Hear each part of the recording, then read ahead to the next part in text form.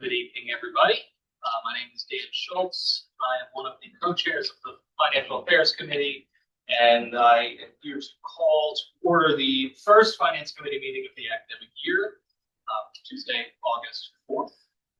I would like to begin with a roll call, beginning with Ms. Lemon. Jenny Lemon here. Charles Burdell Williams, present. Zachary Epps, present. Caroline Watts, present. Folks online. Leah Mulhern, present. Mia Blitzstein, present. Robin Murphy, present. And I am present. The next item on our agenda is approval of minutes from our previous meeting. Is there a motion to approve? So moved. Ms. Burdell Williams, is there a second? Second. Dr. Watts. All in favor, please say aye. Aye. Motion passes. Now we can begin our agenda. Mr. Swire, thank you. Thank you, Mr. Schultz.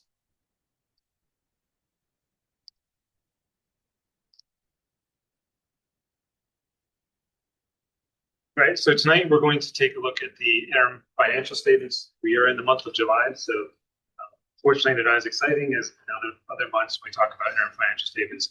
But we'll review the little information we have to be consistent. We'll also take a look at the state budget update and what that budget looks like year to year versus what our budget looks like year to year, and see how well we did in trying to estimate what our state allocation was. We will take an overview look of our independent audit process, our outside entity that comes in and audits the school districts to make sure we are compliant with all things finance and all things federal programs as a recipient of more than $750,000 of federal money. And last but not least, we will take a look at some legislative items for approval next week on our agenda.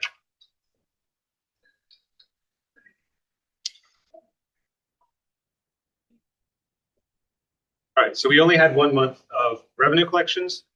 So when we look year over year, through July year to date, we collected $7 million of receipts versus last year's $6.7 million. Being so early in the school year, cash flow timing is really a thing.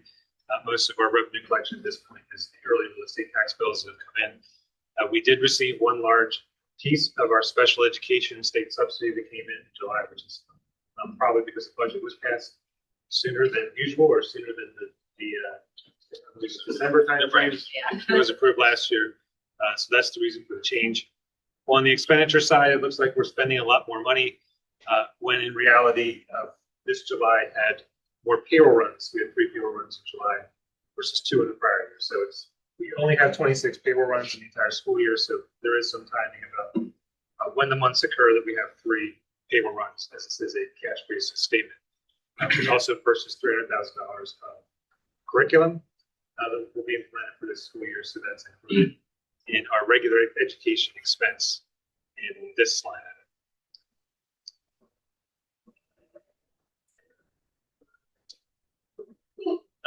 Since there's only one data point, the structural balance chart we put together doesn't make a lot of sense. So we'll wait till next month to relook at that.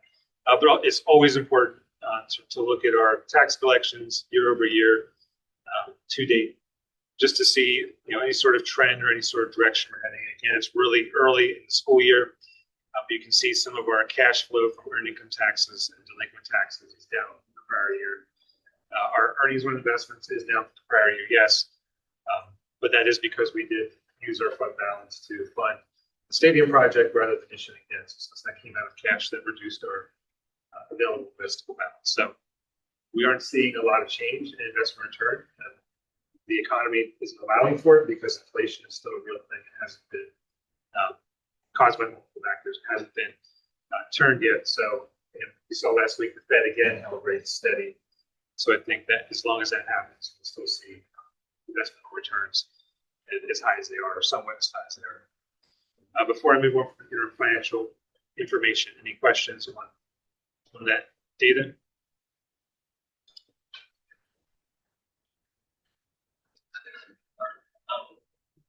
Okay. Are there any, sorry, Josh, you're taking questions. Are there any board questions on the financial prediction?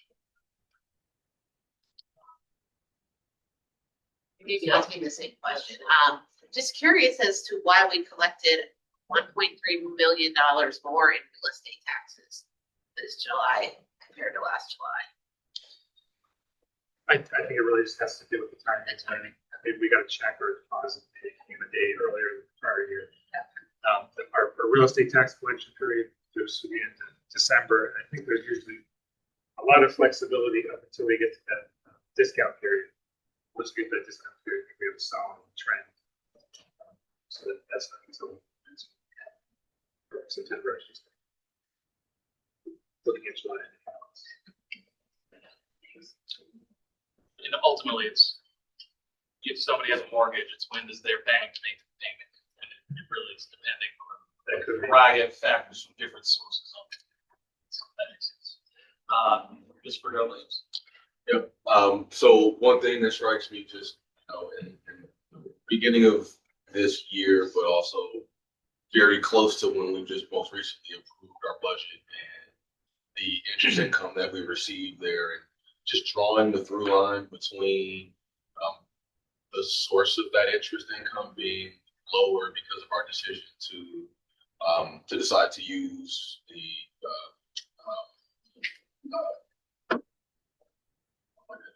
to be able to use those specific funds for the building projects, and just reflecting on what that will look like for our future as well, right? Because we're simultaneously want to build fund balance.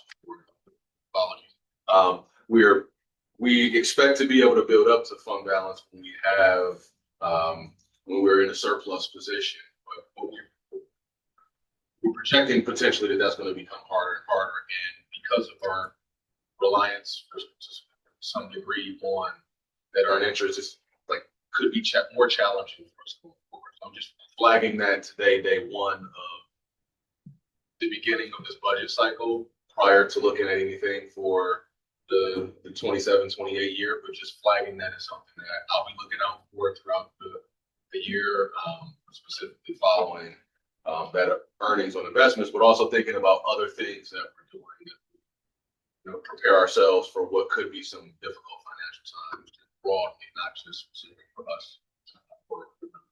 Correct. Sorry, that was very long-winded, but I have to come back to it. It took me 2 minutes to remember fund balance. I was following. But just for reference, our investment return is somewhere around 4%. And issuing debt obviously as interest rate is higher. So being able to avoid that interest cost, being able to complete a project without having 25, 30-year return that has to be built into the budget, I think is very beneficial to the district. We have a high school site that needs to be developed, increasing construction costs, and projects are becoming more and more difficult. We were able to take that money and put it into stormwater management of the site, and now we have a piece of that site that doesn't need to be touched whenever the high school. Appreciate that. Mr. Epps. Do we receive any context from the township around delinquent taxes? Like in terms of, obviously, somewhat volatile, it's not, we're not talking about millions of dollars, but do we have a sense of context around, I'll stop there. Do we get any context around delinquent taxes from the township? The tax collector sends at the end of the tax collection period in January, he sends the non-payment list to the county, and the county keeps a full receivable list of all the unpaid taxes for all parcels and all prior years, and that's where that collection comes from. So do we have any sense of is there anything there? It's pretty volatile year to year, and obviously we're not talking about the millions. Well, this is what we're collecting, so we don't have a sense of. Do you have a sense of is there a broader? On some of the balance sheets you saw in prior months, so there's about $3.5 million delinquent tax receivable. That's that balance that these collections are pulling from. There's a lot of parcels, so it's not like one giant parcel or something. It's a lot of years, a lot of parcels. I get it. Where is that? Could you just tell me where does it say that on you said on one of our statements?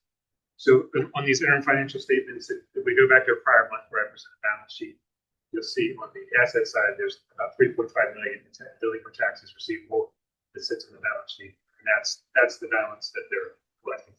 The total, so that is actually the total Cheltenham delinquent tax of everyone. Oh, okay, got it, got it. Our portion. Of course. Yeah. So it sounds, I'm gonna stop you here, because I feel like I ask this kind of biannually. Do we know if there's a sense, is there a delinquent issue, or are we kind of collecting it at a good pace, or like, do we have any context around that? I don't think we have, we have high collection percentage. A lot of those delinquencies are settled within a year. Are settled within the, I'm sorry, No, that's fine, that's fine. are settled within a year, so you see there's the cash flows from coming even after the year is done. So I don't see anything alarming. Yes.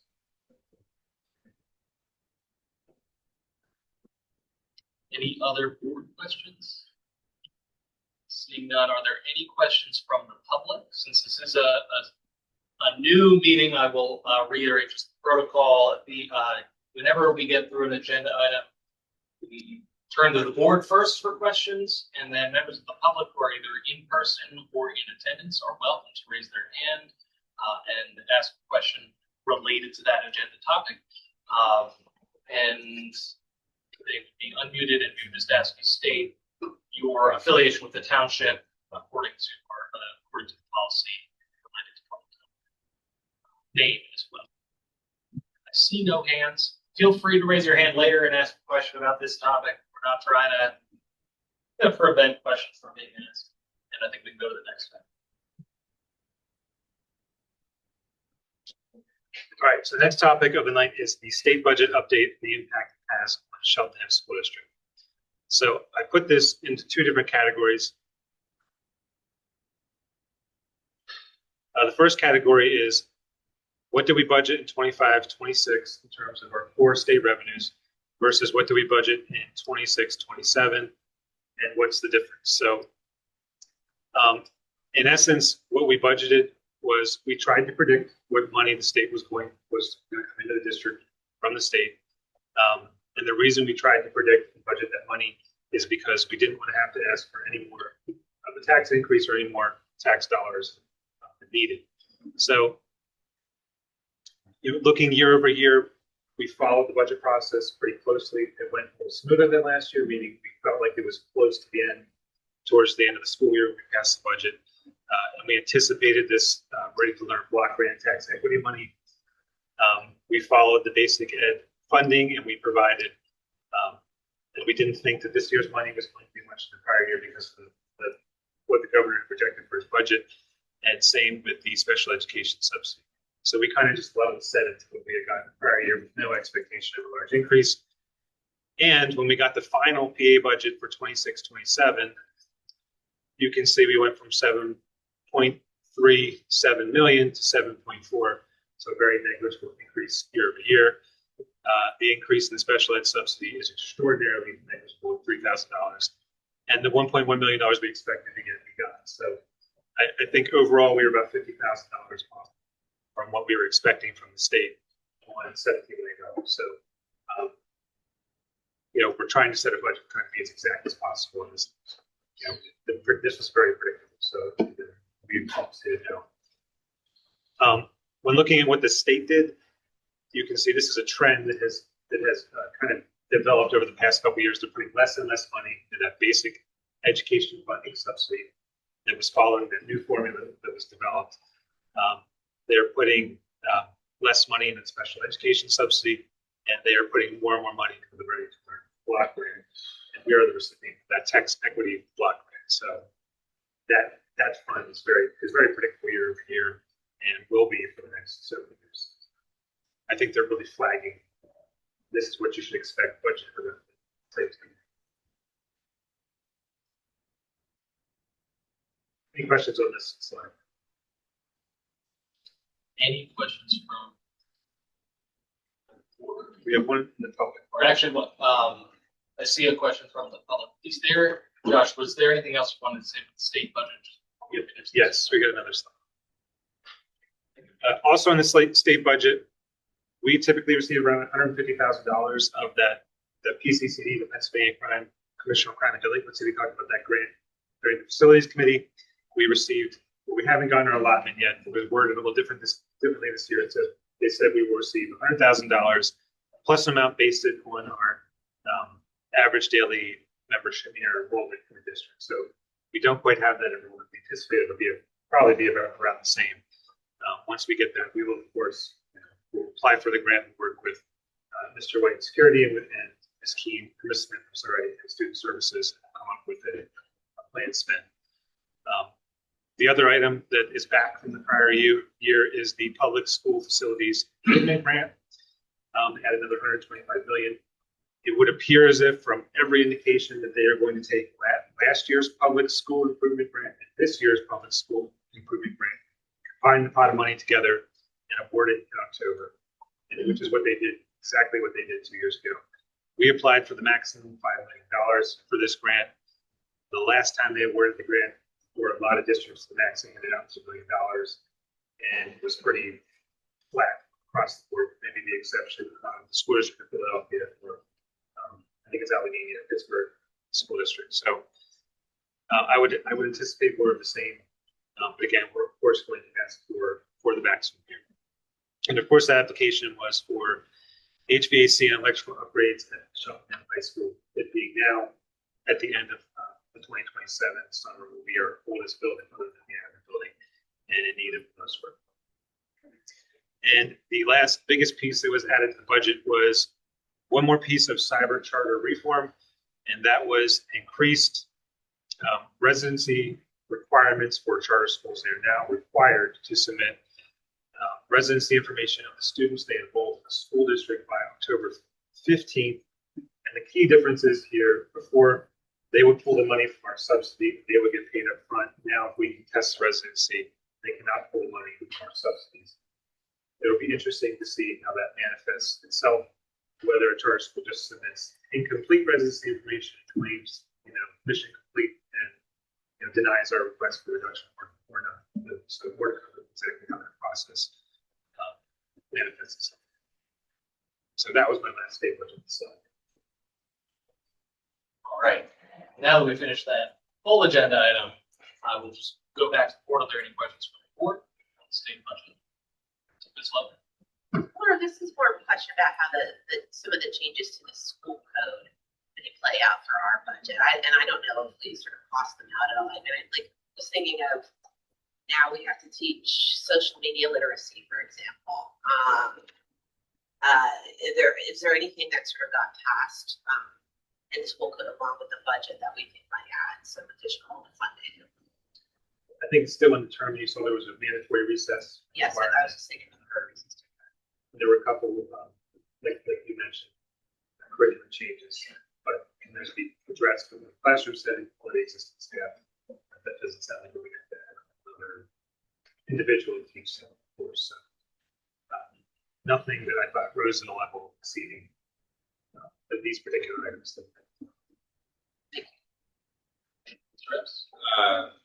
Nothing that was passed in this one, but the science of reading requirements, I think is it this year or next year? I think it's either this year or next year, some of the mandates around science of reading. Thankfully, I think we do a lot of that already, but that's something that is coming this year. That's more curriculum wheelhouse, but based on the investment we put in those curriculum pieces, I'm guessing starting this year. Social literacy. Structural literacy, yeah, sorry. Yeah. 2 years ago with science of reading, You said- structural literacies, and That's a reading structure literacy. yes. That's it.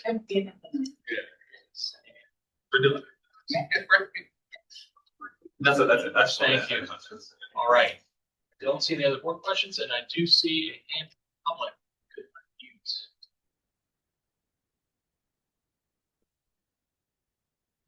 news.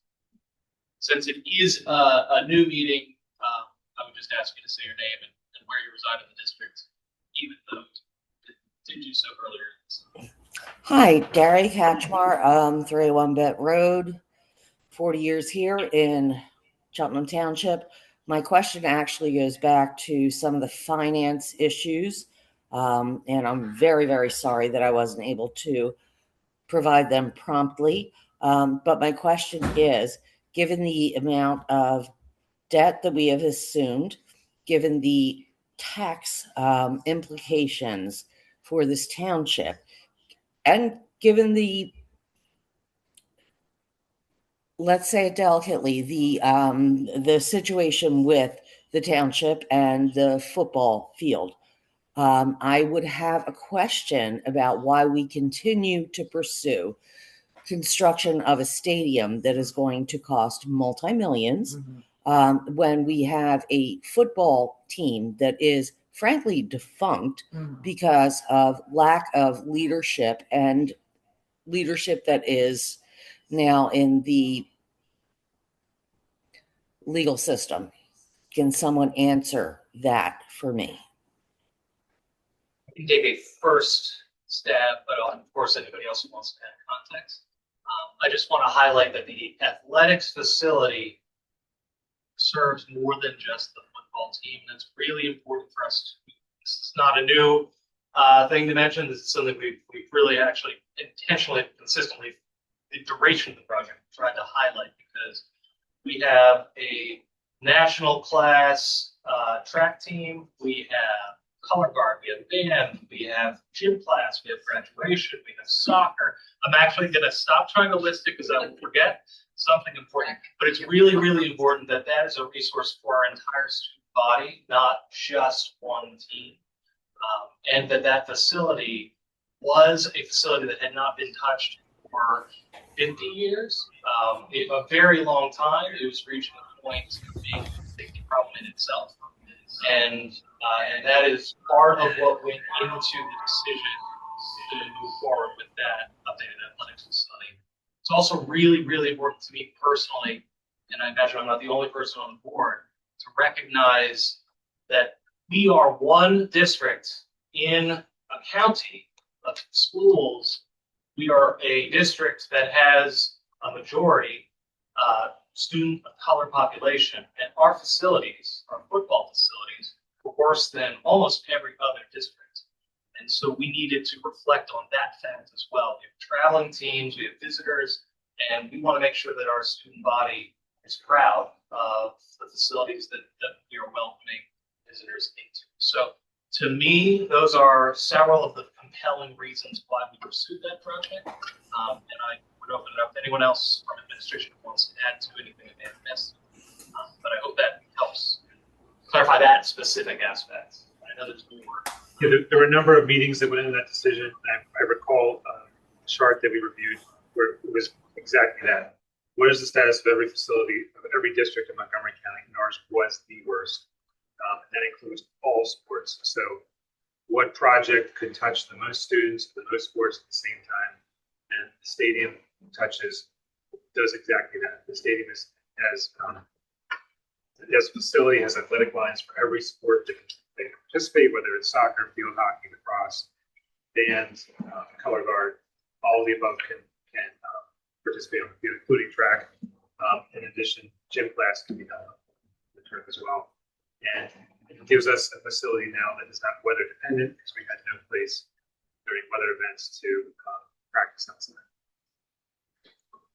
Anybody? Want to add one more piece of context. Not just the football team, but our nationally graded track team couldn't have home meets. Yes. So, and then from a financial perspective, I want to point out the diligence of our business services team, because how much to borrow, when to borrow, at the best moment to borrow it in terms of interest rates, all of that was done very intentionally and with external support. And so from a financial perspective, we really felt we were making decisions within our means, and even looking at 10 years down the line, 20 years down the line, what impact would borrowing have all the way that far out. And so I do want to point out that it's in addition to the athletic needs, we also did it in a way that I will say as one board member was also financially responsible for the public funds that were used. I also want to make sure thank you for that question. And I want to also recognize all of the contexts that you brought. This is the finance committee meeting, so I want to hone in on the financial context that you brought, which is this is the beginning of, in many ways, the first meeting of the year is the beginning of the budget process, even though it's not technically, we don't really start sharpening pencils for the budget until a little bit later in the year. But this committee is very cognizant of how important it is to be effective stewards and thoughtful stewards of the tax dollars.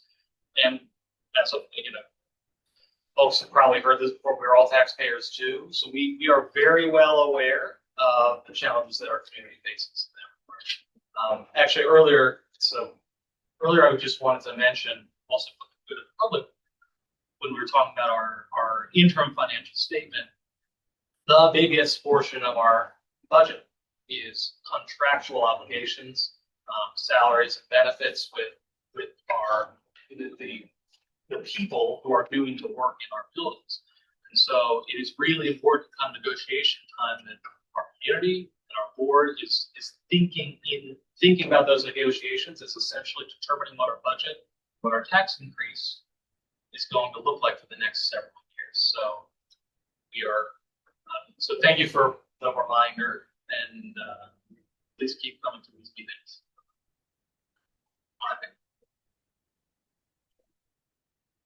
Our next agenda item. I see no other hands.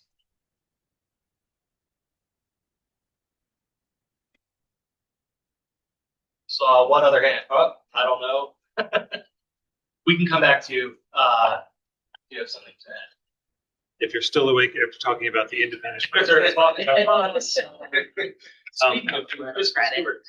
So now that we are in summertime, this is when the whole audit process starts. So obviously our fiscal year ends on June 30th each year. So June 30th, 2026 was our last close.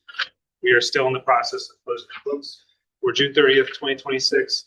And that typically occurs on October 31st. That's when enough time has transpired to which we are able to recognize all of the expenditures to a very finite degree that have come into the district, and to identify and count any additional revenues or funding sources that have come to the district at that point. And that 60-day timeline is really kind of a state guideline for a balanced financial statement. So that's why next month we'll have a better idea of where we're at for June 30th, 2026. Right now we have a current budget where we expect it to be at. It's a little better than break even. So we'll have a better number when it comes to that time. So the audit process really begins before June 30th. We do an RFP. We award lowest responsible bidder to be our independent auditor.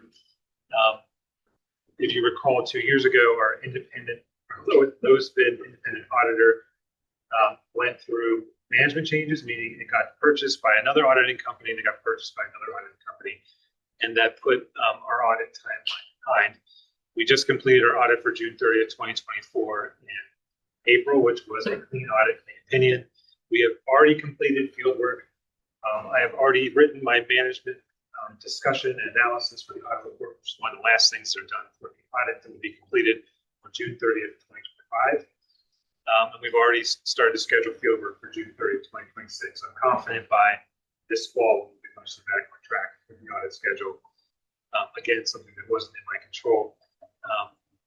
But I'm happy to say we have had clean opinions, and we will continue to be transparent with our independent audit because it is a public report, as well as our audit of scheduled federal awards. So the reason for the audit is there's several reasons. Every year we have to submit our annual financial report to the state. That annual financial report has to tie to the penny to our independent audited financial statements. The extended date for that October 31st deadline is November 30th if you request it. The next key due date for our audit is for our bondholders. Our bondholders require an independent audit to be completed and submitted by February 1st of the following year. If we don't have an audit completed within that timeline that we've had in the past couple of years, then I have to do a lot of extra work to submit additional information to satisfy our bondholders so that they can ensure that we still are on solid financial footing. And then the last final due date is what is called our schedule of expenditure of federal awards, which is just a schedule that shows how much federal money we received each year, how much we spent each year, and how much was left. And if there's any rollover prior year, it accounts for every dollar amount we spent from every branch of the federal government, whether it be from the Federal Department of Education or Department of Agriculture in the case of food service subsidies received, nutritional subsidies received, and that report is due on August 30th with the submitted annual financial report. Our auditor that we had that was delayed was a very widely used auditor in the Delaware Valley region. So a lot of school districts and some technical schools have kind of the same boat as us the next couple of years. And the state was aware, so we've been in frequent contact, just keeping them updated with our status. And luckily for everyone, that's my only slide on the independent audit. Any questions from the board regarding? Seeing none, I did want to add, well, actually, my question is, first, part of why we wanted to move this slide is so that way we as a board and the public are just aware of what the key dates are and keep our eyes out for them over the course of the year. My question to you, Josh, is there anything we can do as a board to help you in interacting with the auditor to help make sure that they are prioritizing timeliness as much as possible? Same thing. Or is there really not much? You get really angry and thinking sense. And Well, you have, so have slides like this. that has been my message there.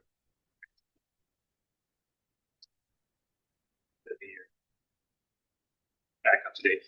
I did fail to point out, if you go on Cheltenham's website or school district website, all of our prior annual financial reports are posted. They're all public documents. Budgets are posted on the business office page, and our independent audits are all posted on the business office page as well. Right. Daria, I see your hand again, and I apologize if you were cut off in your previous question. Please, Grant. You don't need to reintroduce yourself.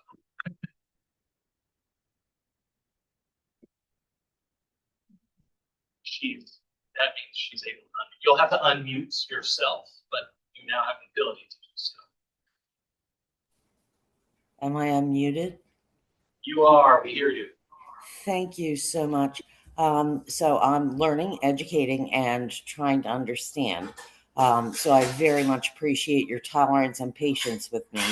My question is, we are a school district, and do we have a mission, vision, value for how we define educating children in a safe and healthy environment versus the extracurricular activities that we offer? It may seem very mundane and very trite and very simple, but as a school board, your objective is to offer education to children in a safe place.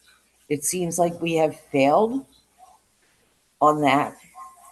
And before we talk about all these other extracurriculars that enhance, we need to make sure we have the fundamentals straight. Just wanted to go on record and say that. Thank you very much. Comment is deeply appreciated. Thank you.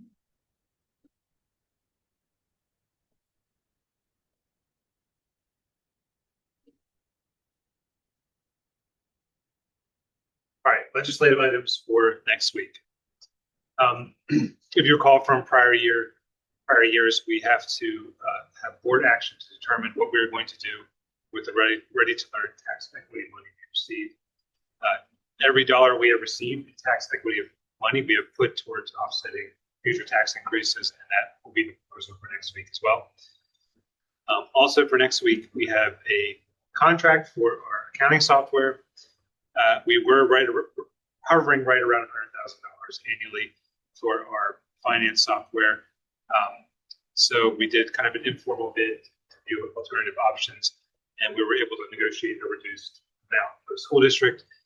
So they cut our annual subscription and were able to give us a 5-year extension with no increase to the district. So some nice savings we were able to realize, but we do have to make a 5-year commitment. We don't want to change financial software as a giant task. We use Power School Finance, which is one of the largest software providers in the state. So there's really no reason to move off of that software. Cedar Brook and Glenside, if you recall, there is a board policy where the board has to review and approve every change order that is in excess of $10,000. So 2 change orders on the Cedar Brook and Glenside job that are complete and are ready for review. We have these large $17 million, $6 million projects. As you can imagine, sometimes our architects miss things with drawings. So on Cedar Brook, they missed a terrazzo finish label on the stairs. It was concrete, not terrazzo. Obviously, concrete goes with a different cost than terrazzo. So there was a $16,000 change order to make sure the stairs follow the same finish as the rest of the hallways and the rest of the building. So that was an add-on. And also in Cedar Brook, the drawings did not include hand dryers in bathrooms because perhaps at the time we started the drawings, the project, we were still using paper towels. In order to be more eco-friendly, we started putting hand dryers in the bathrooms. And I believe that is the reason why the architect missed that particular item. But obviously, we don't want to tear open the walls of electricity and the project's complete, so we had a change order to include that in the bathrooms as we move forward. So those are the 2 change orders for approval next week. And the last item is in Myers Auditorium. For anyone who's familiar with Myers Elementary School, if you go in the auditorium, all of the walls are solid cinder block. Now that we have 5th grade in the elementary schools, we're experiencing issues where we have students who are very fast and getting up to speed very quickly. And we had a couple bumps into the wall. We want to make sure that this isn't an issue. So we're going to go ahead and put wall padding on the inside of the auditorium, and all 3 sides of it is not an issue. We also are looking for more things for 5th graders to do in bad weather. So this project will come before the installation of additional basketball hoops and equipment that they can play basketball in the auditorium as well. So we wanted to make sure the padding was absolutely done first before we go into the next piece of the project. We're not quite done with the basketball piece yet. We're still trying to get a better quote than what we got. But when that's ready, we'll put it out. That is it. Those are the legislative items for next week. Any comments or questions from the board? So Ms. Rudelli was first. Like about lazy. All I want to say is that the parent of 2 graduates of Myers Auditorium spent a lot of time running around Myers School, not auditorium, spent a lot of time running around very fast. Thank you for making sure that our kids are safe playing. Thank Mr. Lytle. Thank you, Mr. Lytle. A constant reminder. Of course, there's Yeah. never been any objection, but he's Yeah. ready for better person. Ms. Rudelli. Yeah, thank you. So my question about Power School, I professionally don't live in the space of education, but just curious, are we satisfied? Did we consider other options? Just We looked into other options. Ultimately, Power School has the most functionality. The school district finance floor is a very niche space, so there's not a lot of options because any software that's developed has to be compliant with the PHR accounts, which is limited to Pennsylvania. So a software developer has a very limited customer base, but it's not a very competitive world. In addition, the biggest obstacle is just developing software that's PCERS compliant that allows us to develop and pay and submit reports in compliance with Pennsylvania state pension system, which is also a limiting factor with choices. I understand that concept. As a user, it's okay, but I don't know how the professionals interact with it and if it works for them as well. So, Most of these software systems are circa turn of the century with low stick added every upgrade. So they're not.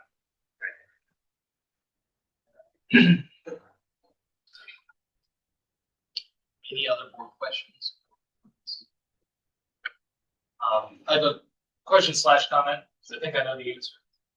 But the change orders, those numbers essentially reflect work that needs to be done. It's not a punitive number. It's not something that's that somebody made a mistake and therefore we're paying money that we wouldn't have otherwise been paying. It's to accomplish those things. This is what it costs. Correct. It So wasn't part of the initial percent. our contractors bid a set of plans that included a scope of work, and this was not included in that scope. So if we wanted to, we had to include it, we could. And we would like both of those things, presumption, and that is why the board is being asked to approve it. Correct. These are very relatively small items. We do get items that are closer to our bid threshold. So say, well, can we get this done elsewhere? Sure. Makes sense. Thank you. So just take one step further.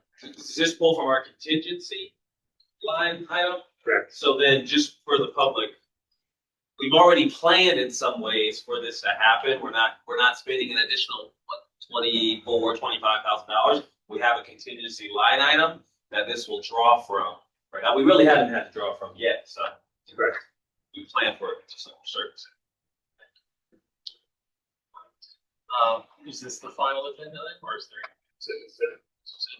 If you don't mind, just in light of Thomas Kachmar's comments, we often jump past our opening slide, and I think it is worth pausing on it, maybe going forward, we really ought to. But I wanted to make sure that the mission and vision statement of the district is here, right? And the point of a mission and vision statement is to set a line in the sand of what we are trying to achieve and where we are trying to go. These are really important statements that were developed with community input in our previous strategic planning session. A lot of board input, a lot of administrative input, and I think that we all stand very strongly behind these being the things we are working towards. So again, I want to reiterate, thank you for that comment. It is truly appreciated. With that, I call a motion to adjourn. Motion to adjourn? Second. All in favor? Aye.